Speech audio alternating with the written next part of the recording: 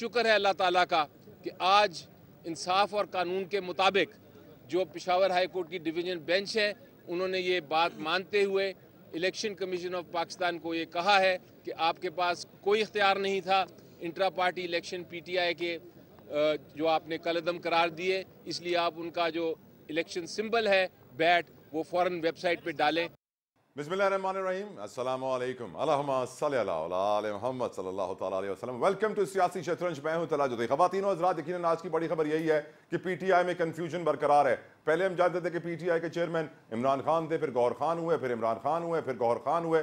अब आज के फैसले के बाद दोबारा गौहर खान बन चुके हैं चेयरमैन पीटीआई। बल्ले के हवाले से भी कंफ्यूजन थी कि बल्ला था, बल्ला है, बल्ला नहीं, बल्ला होगा, क्या होगा। लेकिन आज फिर हम देख रहे हैं फैसला आ गया है। इससे मालूम पड़ रहा है कि बल्ला तो पीटीआई को मिल गया है। लेकिन हमें यह भी याद रखना चाहिए कि एक और पार्टी है जिसके नाम में तहरीक इंसाफ लगता है और उसका निशान है बल्लेबाज, यानी बैटर, या जिसे लोग बैट्समैन भी कहते हैं। तो कोशिश की जाएगी कि जो पीटीआई का वोटर है जो कि ऑलरेडी काफ़ी कंफ्यूज्ड है कि होगा क्या, करना क्या है, उसको ये क्या बैटर और बैट कंफ्यूज करेगा या नहीं। तो पीटीआई यकीनन आज का मौजू बहस होगा। अदालती कार्रवाई जो हुई है पेशावर हाई कोर्ट में, लेकिन हमें याद रखना चाहिए कि अब इमरान खान तो अहल नहीं है इलेक्शन लड़ने के लिए और उनका पत्ता साफ है। उनकी लीगल टीम पीटीआई की जरूर ये कह रही है कि वो सुप्रीम कोर्ट का दरवाजा खटखटाएंगे इमरान खान को अहल करने के लिए। एट द सेम टाइम हमने देखा कि सुप्रीम कोर्ट के एक सिटिंग जज ने रिजाइन कर दिया, जस्टिस मज़ाहिर अली अकबर नकवी ने, और रिजाइन भी एज ऑफ इमीडिएट इफेक्ट किया है, यानी अभी और इसी वक्त मैं इस्तीफा देके जा रहा हूं।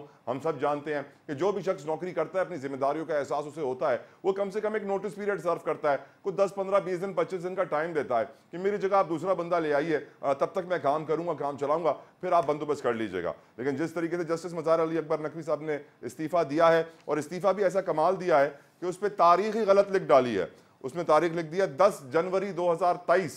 तो सोचने की जरूरत है सुप्रीम कोर्ट के जज ऐसी बच्चों वाली माइनर मिस्टेक कैसे कर सकते हैं। मेरी नजर में खासतौर पे अपना इस्तीफा देते हुए, इतनी बड़ी पोस्ट से रिजाइन करते हुए, यह भी हमें याद रखना चाहिए था कि अगर वो बर्खास्त होते, जो उनके खिलाफ इंक्वायरी चल रही है सुप्रीम जुडिशल काउंसिल में, तो उनको 10 लाख रुपए की पेंशन नहीं मिलती, हजारों यूनिट बिजली फ्री नहीं मिलती, उनको जो पर्क्स एंड प्रिविलेजेस हैं जो कि इंतहा के हैं, उसमें ड्राइवर है, उसमें मोबाइल है, उसमें ये है, उसमें वो है, नहीं मिलती। अगर उनके खिलाफ कार्रवाई होती, इंजबाती इदारा कार्रवाई करता, अगर वो रिजाइन नहीं करते और उनको फायर किया जाता, जो कि एसेट बियॉन्ड मीन्स का केस उनके ऊपर चल रहा है। लेकिन उन्होंने जो जवाब जमा कराया है सुप्रीम जुडिशल काउंसिल में, वाज़ेह कर दिया है कि ये केस बना ही शहबाज शरीफ साहब के कहने पर था। जब पीडीएम के वो वजीर आजम थे, वो आके मिले पाकिस्तान बार काउंसिल से, और अगले दिन पाकिस्तान बार काउंसिल ने शिकायत कर दी है। तो यकीनन ये पॉलिटिकली मोटिवेटेड है बकौल जस्टिस मज़ाहिर अली नकवी साहब के। लेकिन ये पूरी कार्रवाई इंतहाई मशकूक है और इससे बहुत सारे पेंडोरा बॉक्स खुलने जा रहे हैं। और इसके अलावा अगर हम बात करें तो इस्लामाबाद हाई कोर्ट में हमने गुज़िश्ता रोज़ भी आपको मिसिंग पर्सन केस के हवाले से बताया था कि उसका जो कमीशन है उसकी कितनी लाखों में तनख्वाहें हैं। आज भी उस केस की समाअत हुई और उसके अंदर होश रुबा रिमार्क्स हैं जस्टिस मोहसिन अख्तर कियानी साहब के। वो भी प्रोग्राम में आगे चल के आपसे डिस्कस करेंगे। एजाजुल हक साहब ने एक बड़ा डिमांड किया कि चार्टर ऑफ पाकिस्तान का मुतालबा कर दिया कि सारी सियासी जमातें एक होकर बैठें। At the same time recently हम देख रहे हैं जो लॉ एंड ऑर्डर सिचुएशन है वो ख़राब होती हुई नज़र आ रही है। अब से कुछ देर पहले ये खबर आई थी कि मीरान शाह वजीरिस्तान का इलाका है, वहाँ पे PK 104 के जो उम्मीदवार थे वो अपने 3 साथियों समेत जाँ बहक हो गए हैं। इंतहाई अफसोसनाक खबर। तुरबत से ये खबर आई कि असलम बुलेदी साहब साबिक MNA हैं, उन पर हमला हुआ है, वो ज़ख्मी हैं, उन्हें अस्पताल लेकर गए हैं। यकीनन इंतहाई अफसोसनाक खबर। ये खबरें ऐसे वक्त पे आ रही हैं जब इलेक्शन सर पे खड़ा है, और अगर इलेक्शन में लॉ एंड ऑर्डर की सिचुएशन स्पेशली जो बलूचिस्तान और KPK जो मौलाना फजल रहमान काफ़ी वक्त से कह रहे हैं, अगर उस पर कंट्रोल नहीं पाया गया तो यकीनन वोटर्स को भी मुश्किलात होंगी, सियासी पार्टियों को भी मुश्किलात होंगी, उम्मीदवारों को भी मुश्किलात होंगी। लेकिन उसके अलावा जो इंटरेस्टिंग खबर मेरे नज़रों से आज गुजरी, इससे मुझे बड़ी हैरत हुई। तो 2 साबिक वज़ीर आला हैं पाकिस्तान के, एक सिंध के हैं, एक पंजाब के हैं।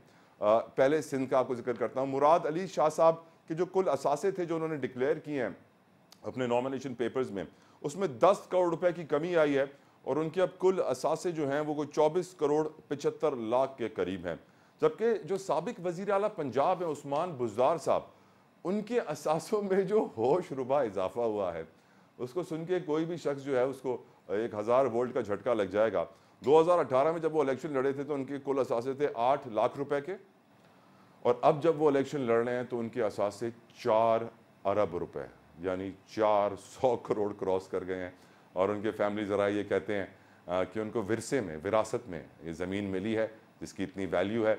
सोचने की बात है। यकीनन मुझे तो बहुत सारी अलार्म सुनने में आ रहे हैं, बहुत सारी घंटियां बजना शुरू हो गई नंबर सुनने के बाद। अपने पैनल का तारुफ करवाता चलो विदाउट एनी फर्दर डिले। मेरे साथ कराची स्टूडियो में मौजूद हैं MQM पाकिस्तान के सीनियर रहनुमा हैं फयाज कायम खानी साहब। Thank you so very much कायम खानी साहब, आपने अपना कीमती वक्त मैंने हमारे लिए निकाला। पाकिस्तान पीपल्स पार्टी से किसी तारुफ के मोहताज नहीं है, ख्वाजा सोहेल मंसूर साहब मेरे साथ मौजूद हैं। Thank you so very much Sohail साहब आपकी कीमती वक्त के लिए। लीगल ओपिनियन जानना आजकल बहुत जरूरी है क्योंकि ज़्यादातर कार्रवाइयाँ अदालतों में हो रही हैं। साबिक अटॉर्नी जनरल ने बैरिस्टर राजा आमिर अब्बास साहब, thank you so very much आपके कीमती वक्त के लिए। पहला सवाल राजा आमिर अब्बास साहब आपसे करना चाहूंगा, जो हम देख रहे हैं PTI के साथ हुआ, जो पेशावर हाई कोर्ट का फैसला है, क्या आप समझते हैं कि कानून का बोल बाला हुआ है, दुरुस्त फैसला हुआ है, आइन और कानून की रूह के मुताबिक हुआ है या नहीं? राजा साहब। देखिए, मैं समझता हूं कि न सिर्फ कानून का बोल बाला हुआ है, जमहूरियत का बोल बाला हुआ है। आईन पाकिस्तान की शिक 218 फ्री एंड फेयर इलेक्शंस की जो बात की जाती है उसका बोल बाला हुआ है, क्योंकि जिसकी ये ड्यूटी थी इलेक्शन कमीशन ऑफ पाकिस्तान, उस पे तो काफी क्वेश्चन मार्क्स हैं। और हम देख रहे हैं कि अदलिया की तरफ से काफी ऐसे फैसले आ रहे हैं कि जिससे इस डेमोक्रेटिक प्रोसेस में, इस आईनी जो हमारा एक तरीक़ेकार है कि जो कि है कि डेमोक्रेटिक यहाँ पे गवर्नमेंट होगी, डेमोक्रेसी होगी, जिसके लिए इलेक्शंस एक उसकी रीढ़ की हड्डी होती हैं। और इलेक्शंस की जो रीढ़ की हड्डी होती है वो फ्री एंड फेयर इलेक्शंस होते हैं। तो उसकी तरफ बढ़ने के लिए ये एक बड़ा पॉजिटिव कदम लिया है। और पेशावर हाई कोर्ट ने कानूनी तौर पे जो इलेक्शन एक्ट 2017 है उसके तहत और आईन पाकिस्तान की जो शिकें इलेक्शन से रिलेट करती हैं उसके तहत एक बहुत उम्दा फैसला मेरी नज़र में दिया है, क्योंकि आइन का आर्टिकल 25 जोन सा है जो कि हर तरह की डिस्क्रिमिनेशन की ममानित करता है। और कानून में कहीं नहीं, और पाकिस्तान की हिस्ट्री में, इलेक्शन कमीशन ऑफ पाकिस्तान की हिस्ट्री में आप देखेंगे जिस अंदाज में पहले तो जब इलेक्शंस इतने करीब आ गए तो उनको कह दिया गया कि आप पार्टी इलेक्शंस कराइए, और पार्टी इलेक्शंस इतनी बड़ी जमात को कराने के लिए 20 दिन की मोहलत दे दी गई। और उसके बाद जो पार्टी इलेक्शंस हुए उसके अंदर जिस माइन्यूटली और जिस तरीके से वो घुसे हैं वो इलेक्शन कमीशन ऑफ पाकिस्तान की तारीख में पहले कभी नहीं देखा। बड़ी बड़ी पार्टीज हैं, उनके इलेक्शंस होते हैं, और इलेक्शंस जो होते हैं वो इलेक्शन एक्ट में भी नहीं है, आइन में भी नहीं है। वो उस पार्टी का जो कॉन्स्टिट्यूशन होता है उसके मुताबिक होते हैं, पार्टी के आइन के मुताबिक होते हैं। और जो PTI ने इलेक्शंस कराए उसको चैलेंज क्या इलेक्शन कमीशन ऑफ पाकिस्तान को कोई शिक है कि इख्तियार देती है कि आप तो जब इलेक्शंस इलेक्शन कमीशन अब इस फैसले को चैलेंज करेगा सर सुप्रीम कोर्ट में, तो क्या होगा?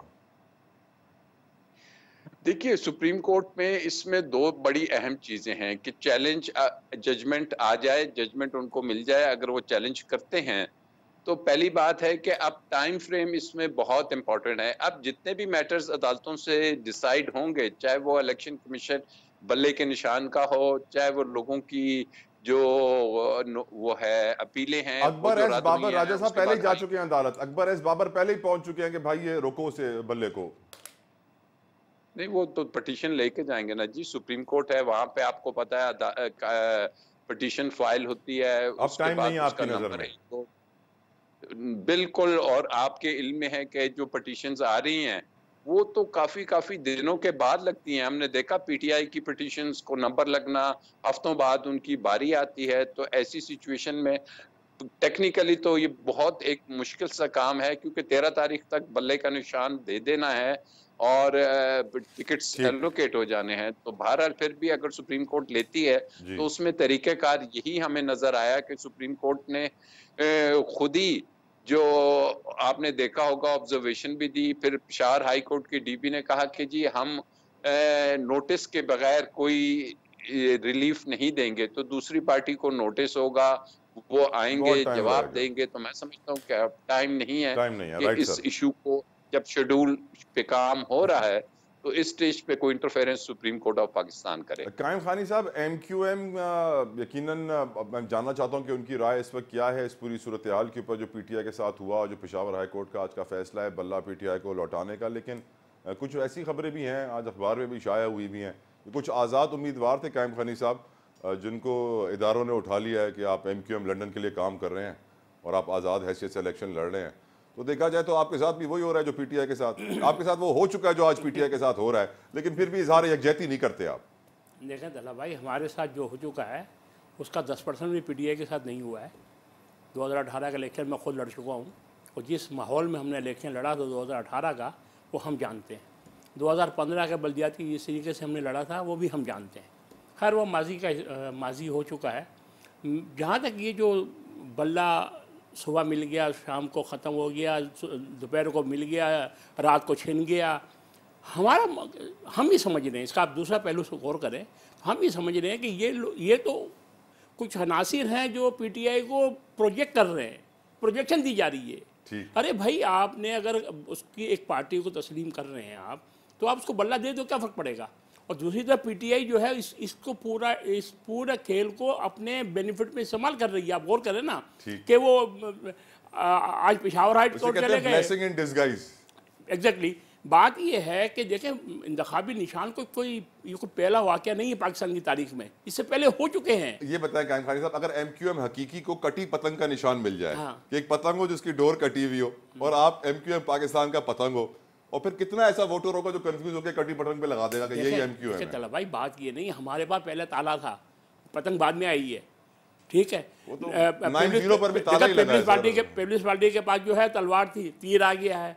नून लीग के पास साइकिल थी, शेर आ गया है। ऐसी बहुत सी जमातें हैं जिनके इंतखाबी निशानात तब्दील हुए हैं, लेकिन हम ये समझते हैं कि कुछ अनासिर हैं जो नॉन इशू को इशू बना रहे हैं, जिससे PTI को प्रोजेक्शन मिल रही है इनडायरेक्टली। वो चाहते हैं उसको दबाना और PTI निकल के देखें ना, आज 8 महीने हो गए 9 मई को, आप बताएं 9 मई को 8 महीने हो गए। 8 महीने में जो है वो एक केस डिसाइड नहीं हुआ अभी तक, जिनकी वीडियो है, जिनके ऑडियोज हैं, जिनके प्रूफ हैं। कई दिहाइयां गुजर गए, कोई केस डिसाइड नहीं हुआ अभी तक। ये तो एक बात ही, फिर तो इस तरह चलता रहेगा ना।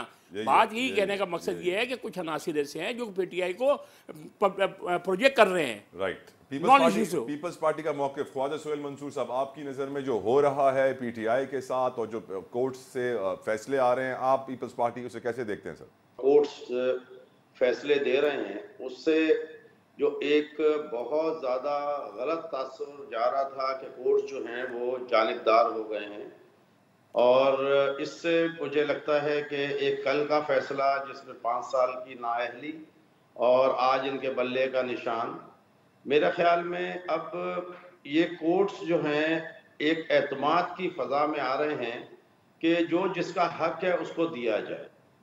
और यहाँ पे आके मैं थोड़ा सा अब इस बात के ऊपर, मैं कल तक तो शायद नहीं कहता था, लेकिन इलेक्शन कमीशन ऑफ पाकिस्तान जो है वो भी एक जानिबदारी की तरफ जा रहा है कि ऐसे लगता है कि किसी एक पार्टी को इलेक्शन से बाहर किया जाए।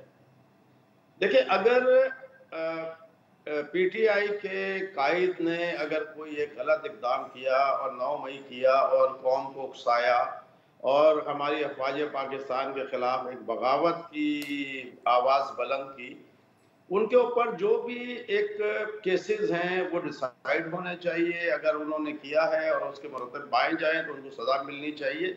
लेकिन किसी सियासी पार्टी को और उसके वोटर्स को अपने कैंडिडेट को वोट देने के हक से दूर नहीं रखना चाहिए।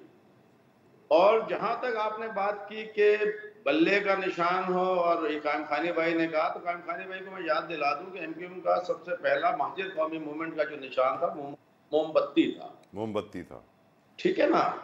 और जाहिर है कि MQM ने, इनके कायद ने जो है अपने वक्त में चेंज करके फिर ताला किया। ताले का मतलब ये हुआ कि पूरे शहर में ताला लगना शुरू हो गया, शटर डाउन हो गया, हड़तालें शुरू हो गई और इलाके बंद होने शुरू हो गए, दहशतगर्दी की फजा शुरू हो गई। फिर उसके बाद इनके पास पतंग का निशान आ गया। पतंग के निशान के ऊपर जो ये बातें कर रहे हैं कि बल्ले के निशान के ऊपर कभी ये हुआ वो हुआ, तो शायद मैं इनको याद दिला दूं कि जब इनके कायद से पतंग छीनी गई तो फारूक सत्तार ने उस पतंग के ऊपर हाथ डाल दिया। और जब फारूक सत्तार के पास पतंग आई तो उसके ऊपर खालिद मकबूल सिद्दीकी और इनकी राब्ता कमेटी हैदराबाद ने हाथ डाल दिया। तो देखिए ये जो चीजें हो रही हैं ये गलत हैं। आप जिसका मैंडेट है उसको दीजिए, इलेक्शन शफाफ होने चाहिए। उसकी वजह ये कि हम आज अगर 75 साल के बाद ये कह रहे हैं कि हमारे पास पानी नहीं है, बिजली नहीं है, रोजगार नहीं है, लॉ एंड ऑर्डर नहीं है, ट्रू, और हम अपने शहर को अमन अमान से तबाह बर्बाद कर रहे हैं, और जिसका फायदा हमारी दुश्मन कुव्वतें अंदरूनी और बैरूनी, जिसमें हमारे फौजी जवान, हमारे फौजी बच्चे, हमारे शहरी की जानों का नजराना जा रहा है, उसकी सिर्फ वजह यही है कि हम यूनाइट नहीं है, हम एक कौम नहीं है, हम पाकिस्तानी नहीं है। हम जिस दिन ये नारा लगा देंगे कि ये वतन हमारा है, हमें 5 बाँ इसके, ठीक सर, हमारा सारा खत्म हो जाएगा। मेरी बात सुन, मैं इस बात के खिलाफ नहीं हूं कि कौन माइग्रेट करके आया। चारों सूबे जो हैं वो पाकिस्तान की, हर सूबे की अपनी एक हैसियत और अहमियत है। हमें ये आवाज नहीं लगानी चाहिए। देखिए महाजिर हम सब हैं, और कराची से ज्यादा अगर महाजरीन है तो पंजाब में है, लेकिन पंजाब में इस किस्म की कोई आवाज नहीं है कि मैं कौन हूं। तो देखिए कौमियत में अगर बढ़ गए और हम फिरकों में बढ़ गए तो ना ये मुल्क तरक्की करेगा। मैं तो सिर्फ इस वक्त ये कहता हूं कि ये इलेक्शन जो है शफाफ हो, जिसका जो मैंडेट है उसको मिले। इस मुल्क के और शहर के अमनो अमान के लिए हम तमाम पार्टियां एक पेज के ऊपर बैठे। हम 2-3 साल, 4 साल, 5 साल इन मुखालफतों से हट जाएं, और हम ये सोचें कि हमें इस मुल्क की तरक्की को और इसकी मईशत को बचाना है, चाहे मुझे हिस्सा मिले या ना मिले। लेकिन क्योंकि मैं पाकिस्तानी हूँ, मेरे बच्चे को रोजगार मिले, उसको इलाज मिले, उसको तालीम मिले, उसका इंफ्रास्ट्रक्चर सही हो, उसकी इंडस्ट्री चले, बुनियादी जरूरियात। बिल्कुल ठीक कहा ख्वाजा साहब, आपने मुझे एक ब्रेक के लिए कहा जा रहा है, सो सॉरी टू इंटरप्ट। एक ब्रेक लेते हैं, ब्रेक से वापस आएंगे, डिस्कस करेंगे खास तौर पे जो रेजिग्नेशन है हमारे सुप्रीम कोर्ट के जज का, जस्टिस मज़ार अली नकवी का। उसके अलावा इस्लामाबाद हाई कोर्ट में जो मिसिंग पर्सनस केस की समाअत हुई है उसमें भी ऑनरेबल जज के जो रिमार्क्स हैं ना, हैरत अंगेज हैं। तफसील ब्रेक के बाद।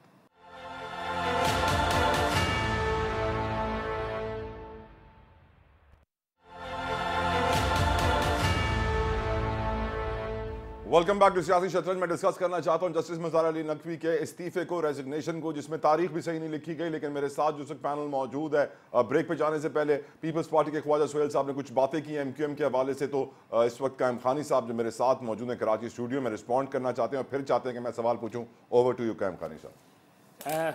यहाँ थोड़ा सा रिकॉर्ड दुरुस्त कर दूँ सुहेल भाई आपके लिए।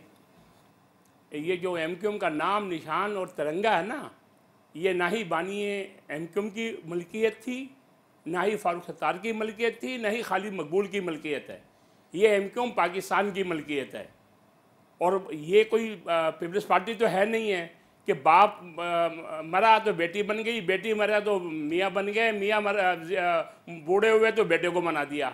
जिस वक्त आप पहली दफ़ा MNA बने थे तो आपका चेयरमैन पैदा हुआ था उस वक्त। और MQM का और पीपल्स पार्टी का जो सबसे, अगर आप कंपैरिजन करेंगे ना, तो आपको पहला तो बुनियादी फ़र्क यही नज़र आ जाएगा ना कि तीर जो है वो एक भुट्टो फैमिली की चीज़ है।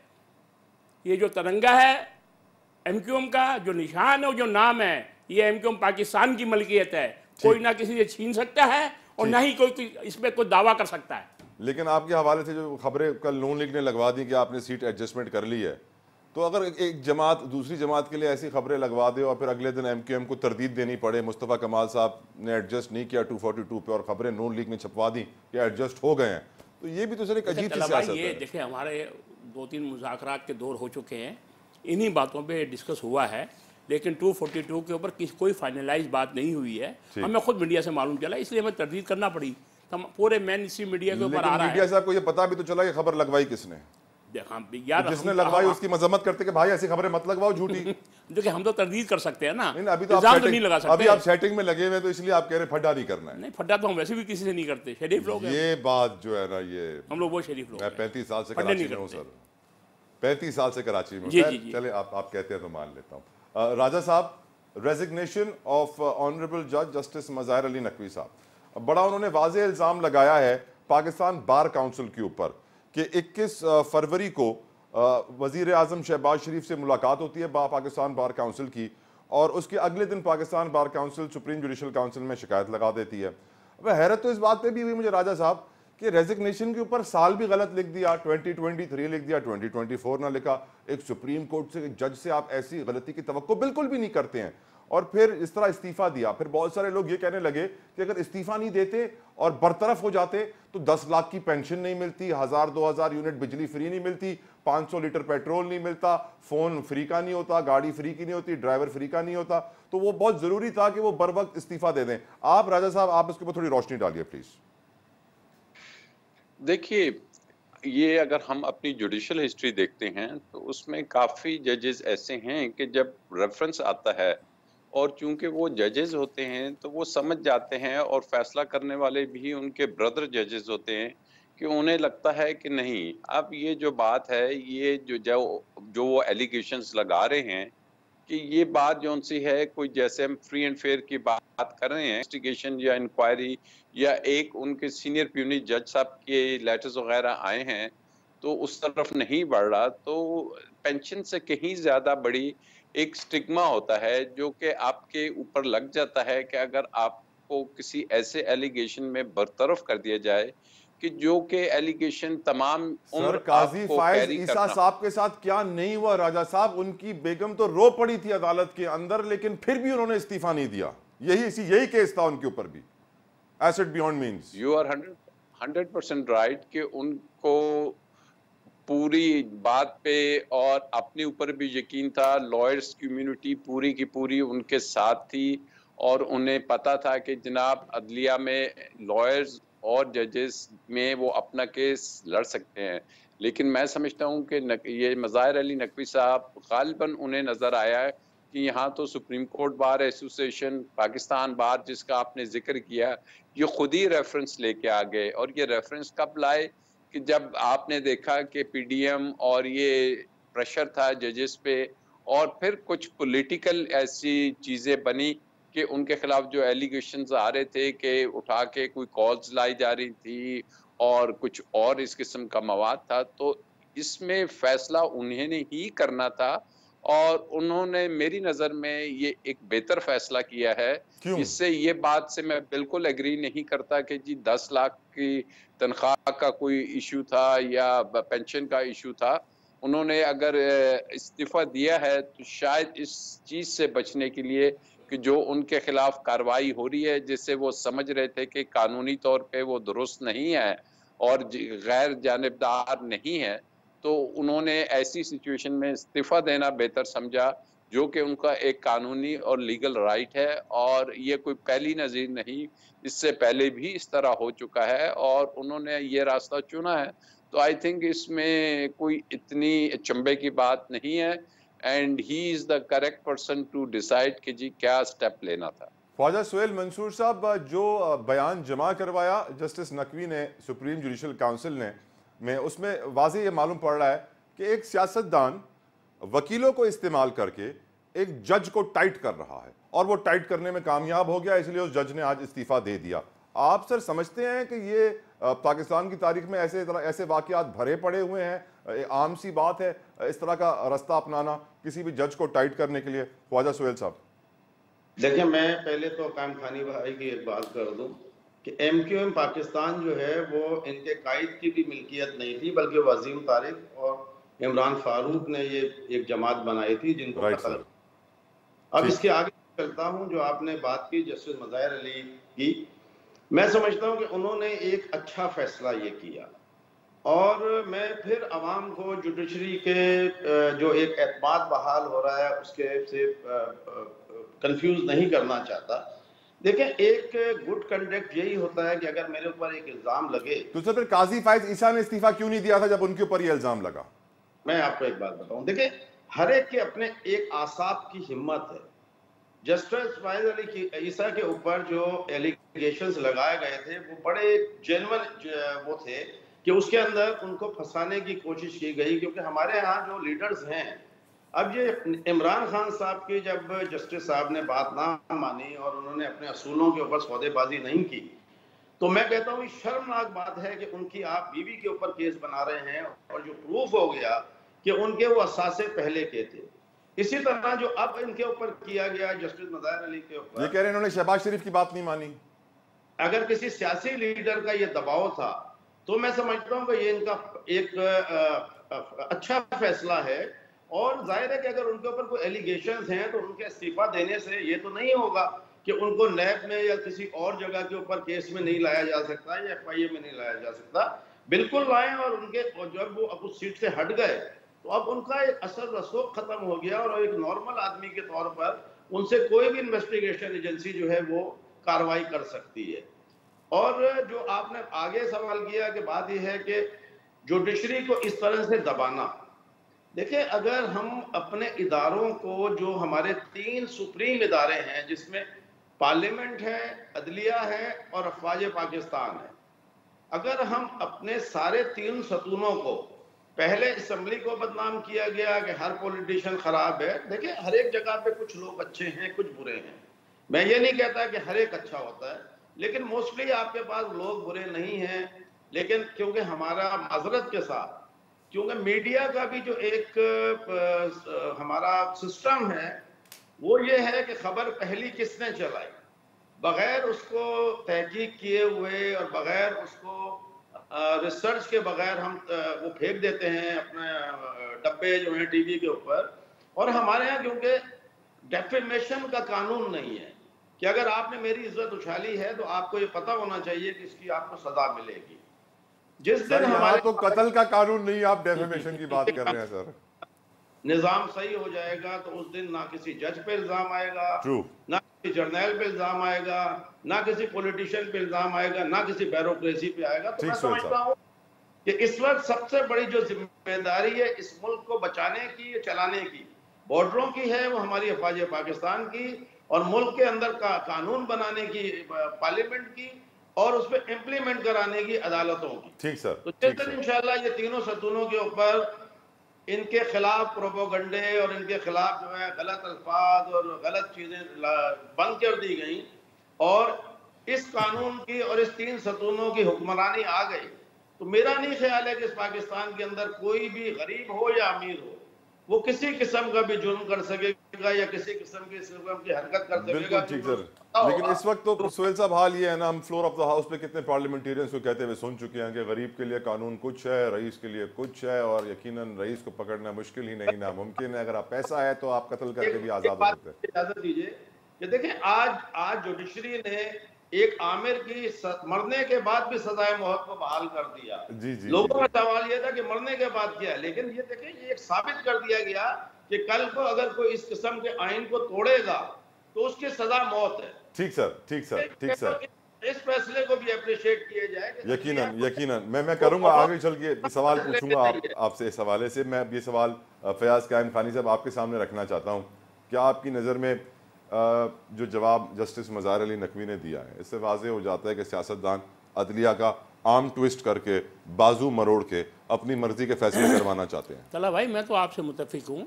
सेम सिचुएशन थी, सेम इल्ज़ामात थे, और डॉक्टर काजी फाइज ईसा ने रिजाइन नहीं किया। उनकी तो वाइफ रो पड़ी थी अदालत में। ये इतना तो, प्रेशर। जैसे ये तो जो हमें, जो सच्चा होगा सर वो टूटेगा नहीं, वो खड़ा रहेगा अपने पॉइंट पे। ये क्यों रिजाइन करके गए? ये फेस करते ना, ये आगे जुडिशल कमीशन में यानी आपको लगता है वो 10 लाख की पेंशन, 1000-2000 बिजली, वो एक अलग इशू है, लेकिन इसके बावजूद भी इनका रिजाइन कर जाना, तो भाई आप अपने इल्जामात को फेस करें, साबित करें झूठा है।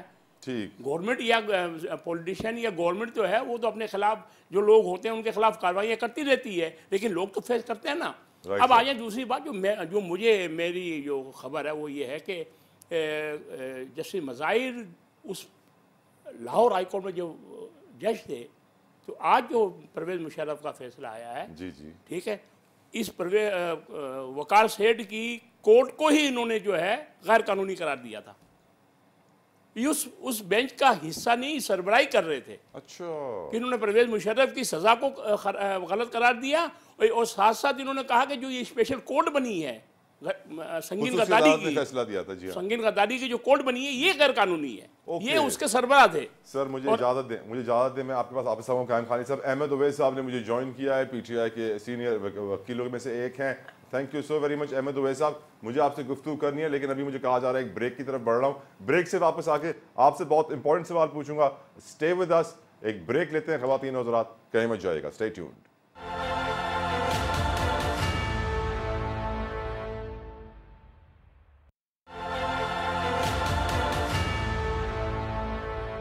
Welcome back to Siyasi Shatranj. अदालती कार्रवाई के हवाले से पाकिस्तान में आज एक तारीख साज दिन था। अहमद उवैस साहब मेरे साथ मौजूद हैं, पीटीआई के सीनियर लॉयर हैं। बहुत बहुत शुक्रिया अहमद साहब। पहली चीज जो आज अदालती कार्रवाई हुई सर, तीन बड़ी चीजें हमने देखी। पेशावर हाई कोर्ट से पीटीआई को बल्ला मिला। दूसरी तरफ हमने देखा कि मुशर्रफ की सजाए मौत की सजा बरकरार रखी, वो फैसला बरकरार रखा गया। और तीसरी तरफ हमने देखा कि इस्लामाबाद हाई कोर्ट में एक तो मिसिंग पर्सन केस में जस्टिस मोहसिन अख्तर कियानी ने रियासत के हवाले से बहुत बड़े बयान दिए। चौथा हमने देखा कि जो ऑफ कोर्स सुप्रीम कोर्ट के अंदर जस्टिस मज़ार अली नकवी का इस्तीफा था। तो आज बड़ी हैपनिंग डे था। आप वकील भी हैं, आप थोड़ी सी रोशनी डालिए आज के दिन के ऊपर, जो हुआ कानून का बोल बाला हुआ या फिर कुछ और। बिस्मिल्लाहिर्रहमानिर्रहीम। देखिए, अनडाउटेडली जैसे आपने फरमाया, ये आज के दिन में ये जो बड़े वाक़यात सारे हुए हैं, ये एक लीप फॉरवर्ड है टुवर्ड्स रूल ऑफ लॉ। क्योंकि एक बहुत बड़ा तासुर जो बन गया था और पक्का होता चला जा रहा था, और डे बाय डे जो हर तरफ फैल गया पाकिस्तान के अंदर, कि पाकिस्तान में रूल ऑफ लॉ जो है वो सब्स्टिट्यूट किया जा रहा है by rule of authority, despotism लाया जा रहा है यहाँ पर। ये इन फैसलों ने साबित किया आज कि अभी अदलिया जो है उसके अंदर वो दमखम मौजूद है, और वो कानून की बालादस्ती के निज़ाम को और आइन की हुक्मरानी को कायम करने के लिए, कायम रखने के लिए ड्रास्टिक स्टेप ले सकती है। और ये बहुत खुद आइंद है, खुशाइंद बात है, और इसके बड़े पॉजिटिव रिपरकशन होंगे, इफेक्ट होंगे पाकिस्तान की बॉडी पॉलिटी के ऊपर और आइंदा की पॉलिटिकल जो फ्यूचर है पाकिस्तान का उसके ऊपर।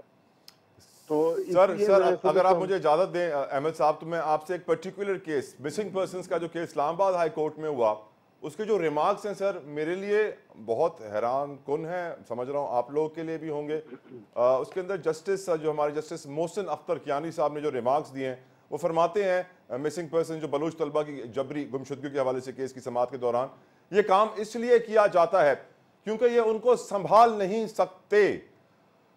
क्या कभी ISI ने इन पर मुकदमा दर्ज कराया है? रियासत को खुद चेक एंड बैलेंस करना होगा। ये काम यकीनन अभी सोचने की बात है कि हमारे जज साहब जो बातें कर रहे हैं, ये भी कह गए कि बलूचिस्तान के लोग वजारतें भी ले लेते हैं मगर अपनों को तहफ़्फ़ुज़ नहीं दे सकते। रियासत के ऊपर बहुत बड़ा सवाल उठाया है आज जस्टिस मोहसिन ने सर, और यकीनन आप समझते हैं कि सर रियासत जवाबदेह होगी इन सवालों के? सर बिल्कुल होना चाहिए। और उसकी वजह यह है कि फंडामेंटल राइट्स जो पाकिस्तान के आइन के अंदर जो है, जो बुनियाद है पाकिस्तान के आइन की, और कहा जाता है कि आइन एक सोशल कॉन्ट्रैक्ट है, तो फंडामेंटल राइट्स जो हैं ये गारंटी किए थे स्टेट ऑफ पाकिस्तान ने, और पाकिस्तान के अवाम ने सरेंडर कर दिया था आर्टिकल 5 के तहत अपने सारे राइट स्टेट को।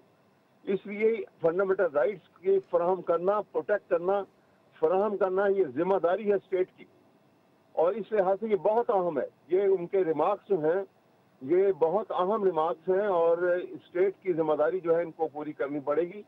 और यही चीज़ अगर प्रवेल कर जाएगी तो आप देखिएगा कि यहाँ पर कोई जो है वो ताकत का इस्तेमाल नहीं कर सकेगा, और कानून की बालादस्ती जो है वो दोबारा से रीअसर्ट करेगी अपने आप को। और यही एक बहुत बड़ी तब्दीली है जो पॉजिटिव पाकिस्तान के अंदर आना शुरू हो रही है, और इंशाल्लाह आएगी। सॉरी, थैंक यू अहमद साहब, लेकिन बहुत ज़रूरी सवाल है, राजा आमिर अब्बास साहब से पूछना ज़रूरी है। राजा साहब, क्या यकीनन जो रिमार्क्स हैं, मुझे लग ये रहा है कि अब जस्टिस मोहसिन अख्तर कियानी के खिलाफ भी कोई सुप्रीम जुडिशल काउंसिल में आमदन से ज़्यादा असासों का केस शुरू ना हो जाए इस केस के बाद, लेकिन ये जो रिमार्क्स दिए हैं सर, कैन एनीवन को अब लगता है पाकिस्तान में कोई भी रियासत को अकाउंटेबल कर सकता है राजा साहब, अदालत भी? देखिए, ऑब्वियसली ये पर्पस ही ये है कि जो ये चेक्स एंड बैलेंसेस का सिस्टम होता है, ये वही होता है कि जी एग्जीक्यूटिव को जुडिशरी चेक करे, जुडिशरी उन पे चेक रखे, पार्लियामेंट पे, पार्लियामेंट जुडिशरी पे, ये आपस में एक दूसरे पे चेक्स एंड बैलेंसेस का सिस्टम है। और जहां पे फंडामेंटल राइट्स की बात होगी, देखिए एक आम आदमी के पास फिर अल्टीमेटली सिवाय अदालतों के कहीं और जाने की कोई जगह नहीं है। वो किसी और मुल्क में जाके या इंटरनेशनल कोर्ट ऑफ जस्टिस में जाके अपना केस नहीं लड़ सकते। तो उन्होंने यकीनी तौर पे अदालतों में आना है, और अदालतें अगर उन्हें नहीं सुनेंगी, अगर उनकी सुनवाई नहीं होगी, तो फिर आपने उसका रिजल्ट देखा कि फिर ऐसी जगहों पे शोरशें बढ़ती हैं, इंसर्जेंसीज होती हैं, लोगों का एतमाद उठ जाता है। तो अगर कोई शख्स तो इन्वॉल्व है किसी भी ऐसी एक्टिविटी में एंटी स्टेट, तो हमारे मुल्क के जो कवानीन हैं, जो आइन है, वो उनको एक प्रोसीजर के तहत सजा देने के लिए मौजूद है। कहीं ये नहीं लिखा हुआ कि किसी शख्स को उठाया जाएगा, मिसिंग हो जाएगा, और फिर उसके बाद उसके लवाहिकीन, अभी आप इन लवाहिकीन से मिले तो आप बिल्कुल कांपेंगे कि जी किसी शख्स के यहाँ अगर डेथ हो जाए उन्हें सुकून आ जाता है, लेकिन अगर किसी के बच्चे इस तरीके से गायब हों तो उस माँ, उस बाप, उस बहन, उस बीवी के बहुत ही अजीब सी हालात में होते हैं। तो ये बात, लेकिन अनफॉर्चुनेटली ये मिसिंग पर्सन के हमने पिटीशंस पिछले कई बरसों से देखते आ रहे हैं। कमीशन भी बना हुआ है। राजा साहब आपको कमीशन के लोगों की सैलरियां पता है? कल अदालत में जमा हुई थी, आपको बताऊं मैं। जी, मुझे कमीशन की लोगों की सैलरीज भी पता है, और वो जस्टिस रिटायर्ड जावेद इकबाल साहब सर 10 लाख वहां से, फिर वो चेयरमैन नैब से भी सैलरी, फिर यहाँ से भी सैलरी, वहां से। सर हम टैक्स पेयर तो बेचारा मर गया। मैंने कहा मुझे भी कोई नौकरी ऐसी दिला दे। ब्रेक लेते हैं ख्वातीन और हज़रात, कहीं मत जाएगा, स्टे ट्यून्ड।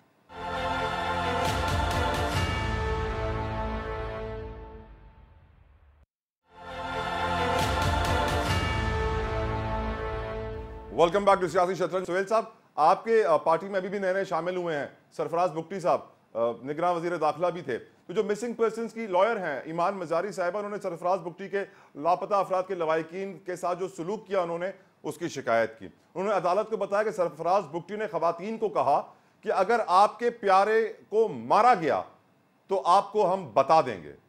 तो आपके पार्टी के लीडर तो सर हैं बलोचिस्तान के ही, डेरा बुगटी के ही, लेकिन बलोच मुजाहिरीन के साथ जो सलूक कर रहे हैं, ईमान मजारी ने बड़ी कंप्लेंट की है। आप क्या कहेंगे इसके ऊपर सर? देखिए, मिसिंग पर्सन जो है ये देखिए किसी जगह के ऊपर भी, किसी माशरे में भी, बल्कि हमारे इस्लाम में भी जुडिशरी किलिंग किसी जगह पर भी जायज नहीं है। और बल्कि एमक्यूएम तो 10 साल तक एक ही नारा लगाती रही, मिसिंग पर्सन। और मुझे आज अफसोस होता है कि वो इस पटिशन का हिस्सा नहीं है, क्योंकि कराची में भी वो कहते हैं कि जी कितने सौ लोग गायब हैं। लेकिन मिसिंग पर्सन देखें, बात ये है कि ये बिल्कुल अदालत ने जो आज रिमार्क्स दिए हैं, और उन्होंने कहा है कि हमें अंडरटेकिंग दी जाए, हलफनामा दिया जाए कि आइंदा कोई मिसिंग पर्सन नहीं होगा। लेकिन जिस मुल्क में कानून मौजूद हो, आपके पास अदालतें मौजूद हों, अगर किसी के ऊपर किसी किस्म का भी इल्जाम है तो आप उसको लाएं, अदालत में पेश करें, और उसकी सजा का तयन अदालत करेगी।